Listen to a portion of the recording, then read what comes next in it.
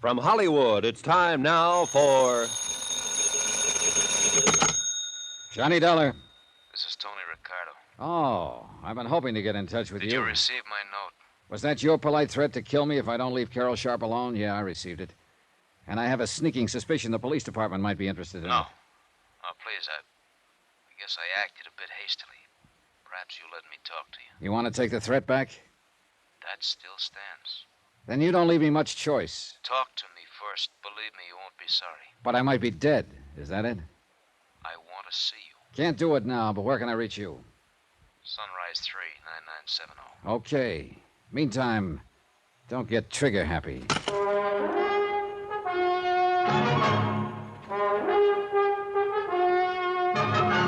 Tonight, and every weekday night, Bob Bailey in the transcribed adventures of the man with the action-packed expense account, America's fabulous freelance insurance investigator. Yours truly, Johnny Dollar.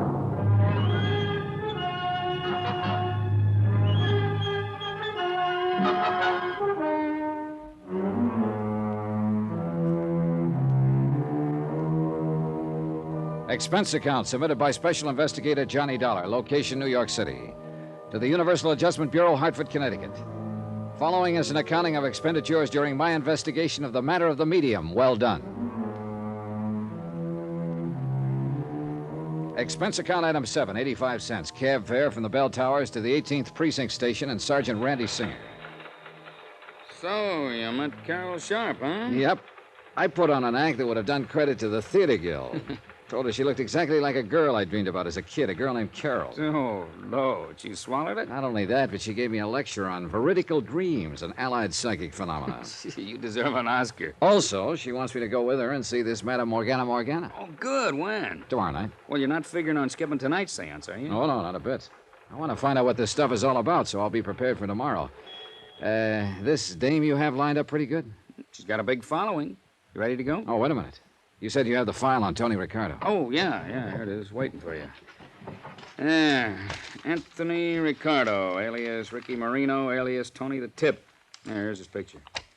Height 5'9", weight 172, eyes brown, hair sparse gray, suspected member of the Dutchy Sperling outfit, 12 arrests, no convictions, started as a rum runner back. Hey, is this Tony Ricardo? It's the guy. I would have sworn the man I talked to over the phone was in his 20s. Late 20s at most. You talked to him? After leaving an unpleasant little note under my door at the Towers, he called me on the phone. And what kind of note? Oh, nothing particular. Just a gentle suggestion I lay off Carol Sharp. Threat, huh? Still got it? But I'm sure that voice couldn't have come from this old geezer. Yeah, well, frankly, I kind of wondered about the Sharp girl being interested in him, even though the file does show he's always surrounded himself with a bunch of young ones. He's probably handed out more mink coats. Oh, Johnny, wait a minute. Old Tony's got a couple of kids.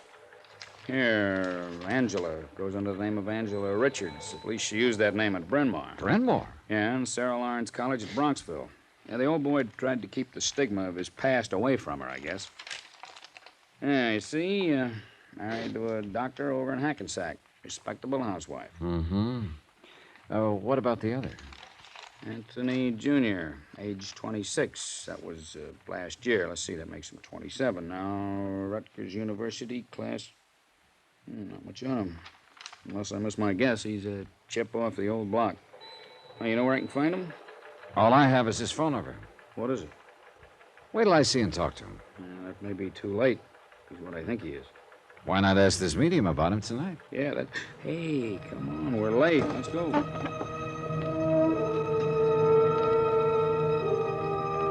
Item 8, $1.20, cab to an old brownstone house somewhere over in the West 40s, way west, in a district that had seen better days. We were greeted at the door by a tall, gray-haired old gentleman dressed in black, except for his white gloves, that somehow reminded me of a pallbearer. Come in, Mr. Singer and Mr. Dollar. Clarabelle is about to begin. Psychometry is the mood this evening. Follow, please. How do you know our names? Oh, I had to give them to him when I made the appointment. Now, what's this psychometry bit? You'll see. Oh, wow. The music gives me the creeps. Yeah, Shh. Into the temple, please. And be seated. The temple turned out to be an old dining room. Bare wooden floor, heavy drapes over the windows. And as nearly as I could see, a bunch of chairs around in a circle filled with people. The sockets in the ancient chandelier that hung from the ceiling had red bulbs in them that barely glowed. We could hardly see a thing, although I'm sure the light went up very slightly when we made our entrance and then down again, as though somebody was controlling it with a rheostat. Our eyes were almost used to the semi-darkness by the time we seated ourselves in the circle. Nobody spoke, and the weird music from that scratchy record was beginning to get on my nerves or put me to sleep or something. I'm not quite sure what. Then, suddenly, there was a flash of light and a puff of smoke, and so helping... What the sand? Randy! Shh, quiet. This is all part of the act. Shh. Greetings. Greetings, Greetings, friends of the unknown, friends of the mystics, of Botan the Indian boy, and the seventh son of the seventh son of Harishnu the mighty. And there she stood, in the center of the circle where the flash had gone off. Are we all in the mood? She stood there draped in what looked, even in the dim light, what looked like a slightly soiled bedsheet, pulled in around her ample middle with a hunk of coarse rope. She wore a sort of turban, or maybe it was just an old dish towel wrapped around her head. A faint odor of gin pervaded the room. I guess her feet were bare, for she made no noise as she walked slowly around the circle, holding on a shallow metal tray. Taking a collection so soon, I wondered? Each of you place upon the tray some object very close to you, something you have had a long, long time that has become a part of you. Huh? Shh, you'll get it back. And if the spirits are with us, and there are no dissenting minds among us, if Botan, the Indian boy from the world beyond, is willing to act as our control, we shall learn many strange things this night. Place something close to you upon the tray. Will this watch be on? You must not speak, but keep the mood. Keep the mood. Are we all in the mood? Yes. And now, dear friends, while I meditate and establish contact with the spirit world, Hemingway will pass among you for the tiny assurance that you join us in all sincerity. Now join hands to create the flux that will join our thoughts and minds and hearts and open the doors to enlightenment for all of us. $5. Botan, are you with us tonight? $5, please. Botan, will you answer us? $5, Are you with us now? Is that Botan that answers our call, or the little sister Hyacinth? Ah, it is Botan. We may begin. I hold this ring. I feel the paramagnetic forces arising from it. This belongs to a businessman south of here.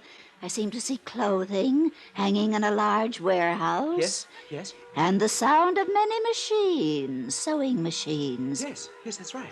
And many young girls working at the machines.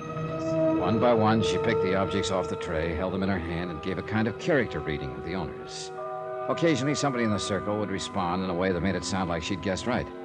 Other times, she'd just make with a lot of generalities that could apply to anyone. Finally, she picked up my watch. This watch, I see tall buildings of stone and strange signs on them. I don't know what they mean. Tri-mutual, universal adjustment. Huh? Randy. And I see great sheaves of papers carefully folded, and on each one it says, policy. Policy, I don't understand unless... Insurance, yes. This is fantastic. Wait till she gets to one I put there. The watch is from a young man, clever, energetic. I will have many things to tell him at another time, but he must see me again, often. And now, this other object that lay beneath the watch, I see a police badge. The cops! Soldier! Dirty crooks, the cops are onto us. We're being raided. Slay 'em. Get 'em out of here. Hemingway! Hemingway! Come on, Johnny. I may need a hand. Just a minute. minute there, Clarabelle. Take your filthy hands off me. Let me out of here. You're not going anywhere until I have a talk with you. Hemingway! Ditched me, ran out on me. I might have known he would at a pinch. There isn't going to be a pinch if you'll just shut up and stand still a minute. I wasn't doing no harm, honest, officer, and all the money goes to charity. All right. Settle down. Where's the light switch? Got it, Randy. I'll never live this down. Now look, officer. You look, Clarabelle. All we want is some answers to some questions. And you won't pinch me? Not if you tell the truth. Johnny? Yeah. Just how did you know so much about me? It certainly wasn't from holding that watch. Okay, so it wasn't. Though some there are who can do it that way. That I've heard. Well, go on. No pinch? No pinch. Well, when your friend called to arrange your being here tonight, Hemingway, that bum, he would walk out on me. Go on, will you? Well, Hemingway asked where you come from, so we'd know if the spirits was propitious there. That's what we always say. And I told him Hartford. That's right. So what's Hartford? Insurance.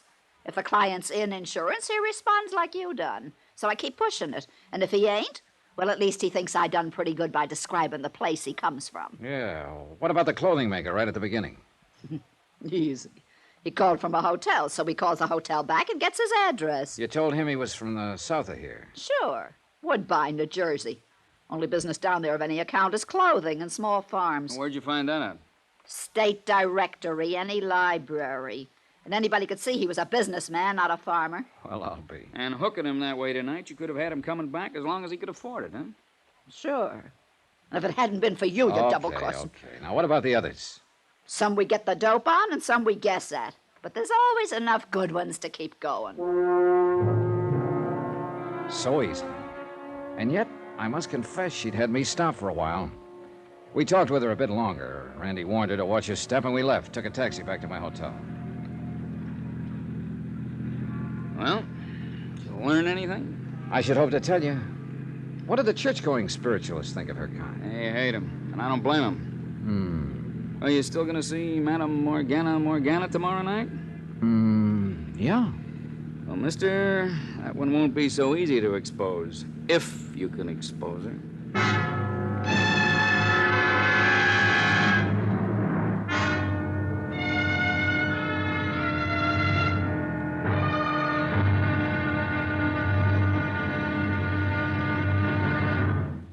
Now, here's our star to tell you about tomorrow's intriguing episode of this week's story. Tomorrow, the medium well done appears. Join us, won't you? Yours truly, Johnny Dollar.